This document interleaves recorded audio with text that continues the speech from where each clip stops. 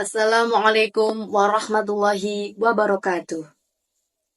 Bismillah, alhamdulillah, wassalatu wassalamu ala rasulillah, la hawla wa la quwata illa billah, amma ba'd. Kepada yang terhormat, Bapak Nasihin MPD, selaku dosen pengampu mata kuliah isu kontemporer pendidikan, serta teman-teman yang berbahagia. Sebelumnya, kami dari kelompok 9 akan memperkenalkan anggota kami. Berikut nama anggota dari kelompok 9. I got so.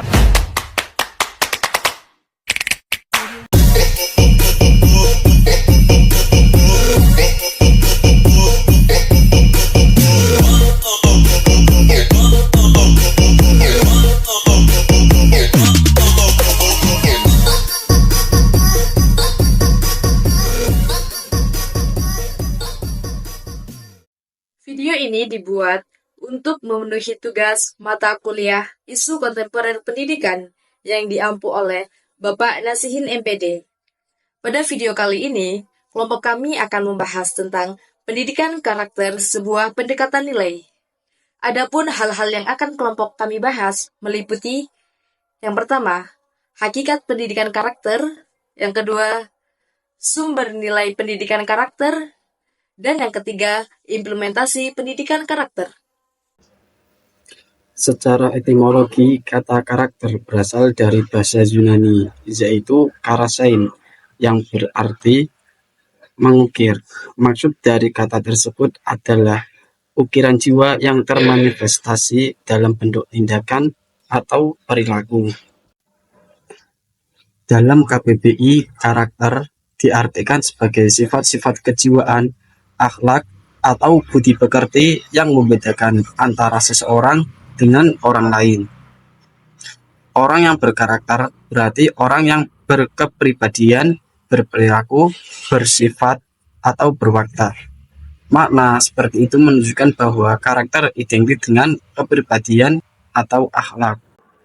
Dengan demikian dapat dipahami bahwa karakter identik dengan akhlak dan moral, sehingga karakter merupakan nilai-nilai perilaku manusia yang universal meliputi seluruh aktivitas manusia, baik dalam rangka berhubungan dengan Tuhan, dengan dirinya, dengan sesama manusia, maupun dengan lingkungannya, yang terwujud dalam perilaku, sikap, perasaan, perkataan, dan perbuatan berdasarkan norma-norma agama, hukum, tata krama, budaya, dan adat istiadat. Dalam buku Pendidikan Karakter, Konstruksi Teoretik dan Praktik, Fathul Mu'in menjelaskan bahwa ciri-ciri karakter ada 6. Yang pertama yaitu karakter adalah siapa dirimu saat tidak ada yang melihat. Yang kedua, karakter merupakan hasil dari nilai-nilai dan keyakinan. Yang ketiga, karakter adalah sebuah kebiasaan yang menjadi sifat alamiah. Yang keempat, karakter bukanlah reputasi atau apa yang dipikirkan oleh orang lain terhadapmu. Yang kelima, karakter bukanlah seberapa baik kamu daripada orang lain. Yang keenam, karakter itu tidak relatif. Pendidikan karakter dapat didefinisikan sebagai upaya sistematis untuk menanamkan nilai-nilai moral, etika, dan akhlak mulia pada peserta didik. Pendidikan ini mencakup pengembangan sikap, perilaku, dan kebiasaan baik, serta kemampuan untuk membuat keputusan yang tepat berdasarkan prinsip-prinsip moral.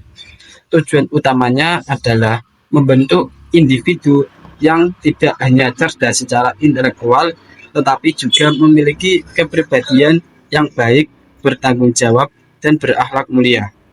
Pendidikan karakter tidak hanya sekedar mengajarkan mana yang benar dan mana yang salah kepada peserta didik.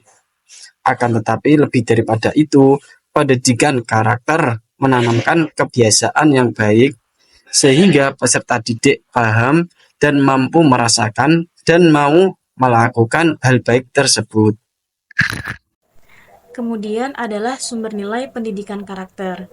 Sumber nilai yang menjadi dasar pendidikan karakter bertumpu kepada dua pilar yang sangat penting, yaitu Islam dan budaya. Sumber nilai yang berbasis Islam berpedoman kepada Al-Quran dan hadis, dan sumber nilai yang berbasis budaya berpedoman pada Pancasila. Sumber nilai pendidikan karakter berbasis Islam yang pertama yaitu dari Al-Quran Surat Ar-Rum ayat 30 yang artinya, maka hadapkanlah wajahmu dengan lurus kepada agama Allah, tetaplah atas fitrah Allah yang telah menciptakan manusia menurut fitrah itu. Tidak ada perubahan pada fitrah Allah, itulah agama yang lurus, tetapi kebanyakan manusia tidak mengetahui. Di mana ayat tersebut mengajarkan kepada kita bahwasannya fitrah manusia itu menyembah Allah dan mengikuti kebenaran. Namun dalam perjalanan hidup pasti manusia itu mengikuti hawa nafsu dan sifat duniawi. Maka ayat tersebut mengingatkan kepada kita bahwa kita harus kembali kepada fitrah kita, yaitu untuk menyembah Allah dan mengikuti jalan kebenaran. Kemudian yang kedua yaitu hadis riwayat Baihaqi yang memiliki arti sesungguhnya aku diutus hanya untuk menyempurnakan akhlak yang mulia. Hadis ini menjelaskan bahwa akhlak dianggap sebagai salah satu persoalan penting dalam Islam dan menganggap penyempurnaan dan pengajaran keutamaan akhlak sebagai salah satu tujuan utama pengutusan Nabi Muhammad SAW di bumi. Selanjutnya, di sini saya akan membahas terkait pendidikan karakter berbasis budaya. Pendidikan karakter berbasis budaya merupakan pendekatan yang mengintegrasikan nilai-nilai budaya lokal ke dalam proses pembelajaran. Tujuannya yakni untuk membentuk karakter peserta didik. Pendidikan karakter berbasis budaya dalam implementasinya didasarkan pada nilai-nilai luhur bangsa Indonesia yang terkandung dalam Pancasila, yakni seperti berakhlak mulia, bermoral, toleran, gotong royong, serta berbudaya. Pendekatan ini bertujuan untuk menanamkan nilai-nilai luhur dari budaya setempat, sekaligus mempertahankan identitas budaya di tengah arus globalisasi. Sehingga diharapkan dapat membentuk generasi yang tidak hanya cerdas secara intelektual, namun juga memiliki identitas budaya yang kuat dan karakter yang selaras dengan nilai-nilai luhur bangsa. Di sini, guru dapat memasukkan seperti cerita rakyat, tarian tradisional, lagu daerah, dan seni budaya lainnya sebagai bahan pembelajaran di berbagai mata pelajaran.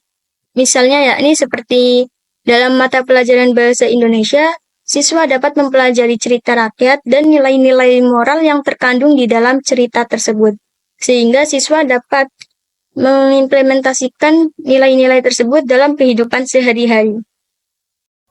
Selanjutnya, implementasi pada pendidikan karakter. Implementasi pada pendidikan karakter melibatkan 3 elemen utama, yaitu keluarga, sekolah, dan masyarakat. Yang pertama, implementasi pendidikan karakter dalam keluarga.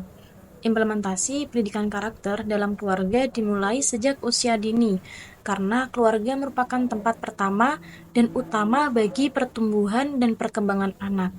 Pada tahap ini, pola asuh orang tua menjadi sangat penting, di mana hubungan emosional yang kuat antara ibu dan anak pada tahun-tahun awal kehidupan akan membangun dasar kepercayaan yang penting bagi perkembangan sosial anak di masa depan. Baik, selanjutnya di sini saya akan membahas terkait implementasi pendidikan karakter di sekolah. Implementasi pendidikan karakter di sekolah merupakan upaya sistematis untuk menanamkan nilai-nilai moral dan etika kepada peserta didik melalui berbagai kegiatan di lingkungan sekolah. Berikut merupakan beberapa aspek penting dalam implementasi pendidikan karakter di sekolah. Yang pertama yaitu ada integrasi dalam kurikulum. Pendidikan karakter dapat diintegrasikan ke dalam mata pelajaran, yakni seperti pendidikan agama, PPKN, sejarah, dan seni budaya. Contohnya yaitu melalui pelajaran sejarah. Peserta didik dapat belajar tentang tokoh-tokoh yang memiliki karakter baik dan karakter yang mulia, sehingga diharapkan peserta didik mampu untuk meneladani dan mengimplementasikan sikap-sikap tersebut dalam kehidupan sehari-hari. Yang kedua ada pembiasaan. Menerapkan rutinitas dan kebiasaan positif di sekolah seperti berdoa sebelum belajar, menjaga kebersihan, saling menghormati, dan upacara bendera untuk menumbuhkan rasa nasionalisme, kedisiplinan, serta spiritual. Yang ketiga yaitu ada keteladanan.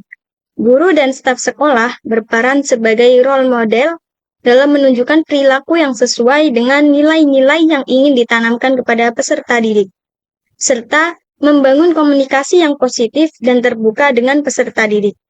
Yang keempat yaitu mengadakan kegiatan ekstrakurikuler. Dengan menyediakan berbagai kegiatan di luar jam pelajaran yang memungkinkan siswa untuk mengembangkan kepemimpinan, kerjasama, dan kepedulian sosial melalui minat dan bakat mereka. Yang terakhir yaitu budaya sekolah. Menciptakan lingkungan sekolah yang mendukung pengembangan karakter, termasuk aturan sekolah dan interaksi antar warga sekolah. Dengan mengintegrasikan pendidikan karakter ke dalam kurikulum, membangun pembiasaan positif, menyelenggarakan kegiatan ekstrakurikuler, memberikan keteladanan dan budaya sekolah yang baik, diharapkan dapat tercipta generasi muda yang berkarakter dan mampu menghadapi tantangan masa depan. Baik, materi yang selanjutnya yaitu implementasi pendidikan karakter di masyarakat. Selain keluarga dan sekolah, masyarakat juga memiliki peran dalam membentuk pendidikan karakter pada anak. Implementasi pendidikan karakter di masyarakat ini bertujuan agar anak mudah menemukan contoh perilaku baik di lingkungan masyarakat. Dalam kehidupan bermasyarakat, anak-anak juga sering dilibatkan dalam kegiatan-kegiatan sosial masyarakat, contohnya seperti kerja bakti, donor darah, penggalangan dana, dan bakti sosial.